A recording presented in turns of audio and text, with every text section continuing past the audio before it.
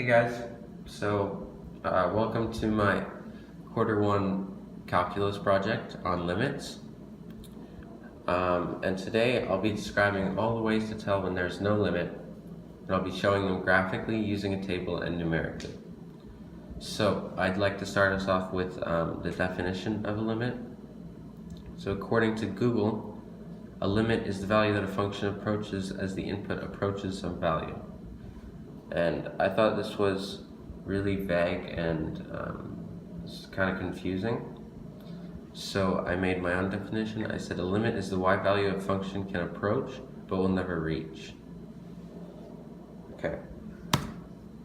So the first way to tell when there's no limit is when the one-sided limits are not the same. So we're looking at this graph first.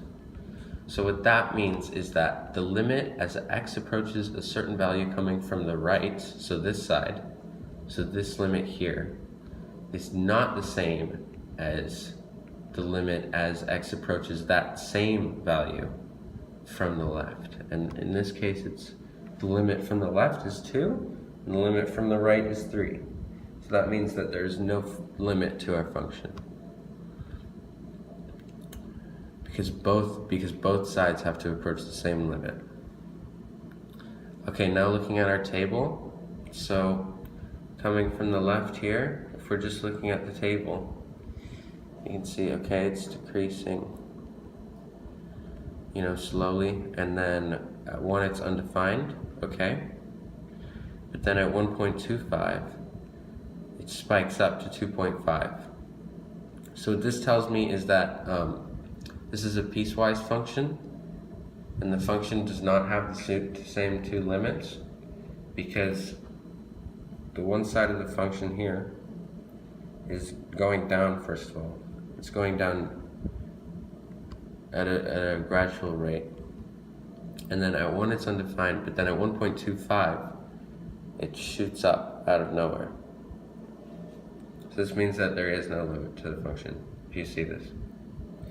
And numerically, looking at this function over here, so for x minus 1 times 0.5 plus 3, which is the one on the right here, we can see that x will always be bigger than 1. Okay? So what that's telling me is that the function stops at x equals 1. At 1 on the, over there. Wait, where'd it go? Yeah. So it stops here at this point. Okay, and then if we look at the other side, 1 divided by x plus 1, we can see that x will be greater than -1, but smaller than 1. Okay, so this tells me that that this function is discontinuous, and it tells me that a function that they don't have the same two limits, and so I know that there's no limit to the function.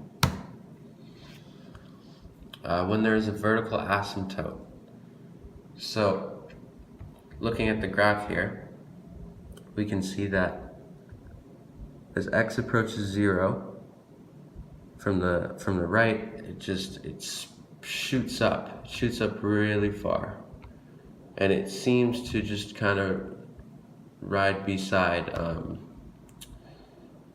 0 there, but it never actually hits 0. And same from the left, going down, it'll never hit 0. So if you see this, you know that there's no limit to the function, because it just shoots down. It shoots up infinitely. Sorry.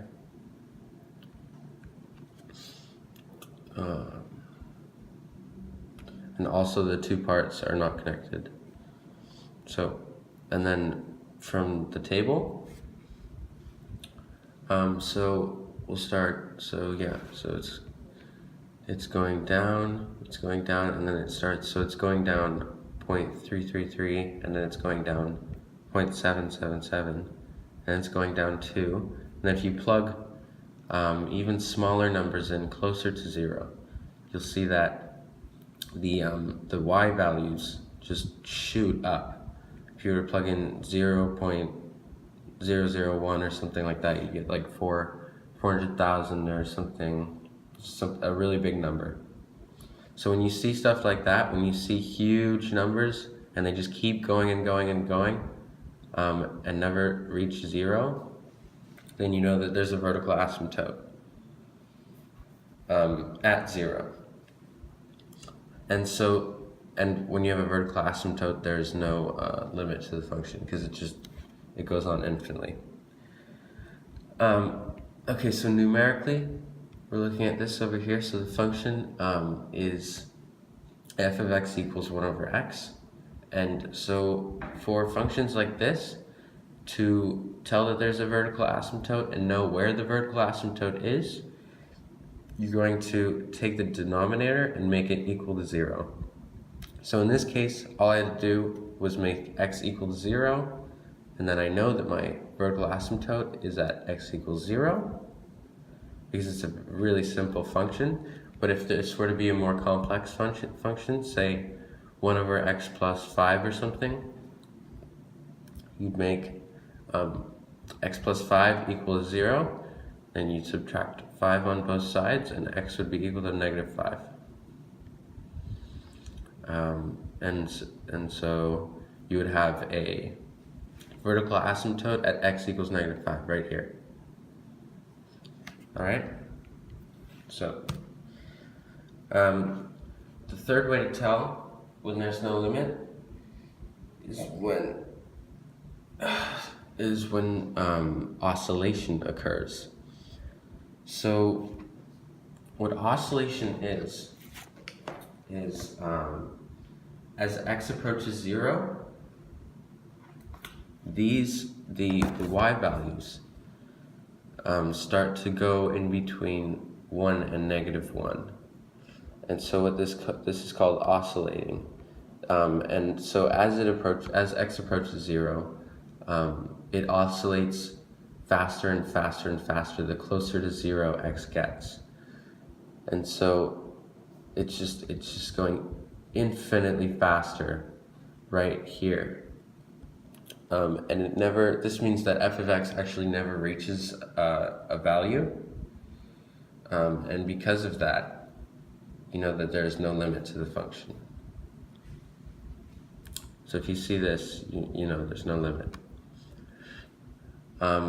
Looking at the table, to really see if it's oscillating, you would have to have put in a lot of x values, and you would have to put them really, really close to 0. So like 0.02 or 0. And just go through that, and you'll see that when you put that in for x, f of x is always going up and down between values between 1 and negative 1.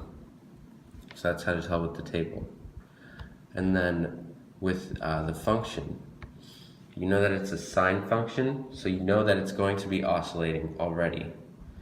But then sine of 1 over x, you know that it's infinitely going to be oscillating because you're dividing x by 1 and then sining it. So with that division there, you're making it infinitely oscillate. Okay, so that is it. Thank you for watching, and have a good day.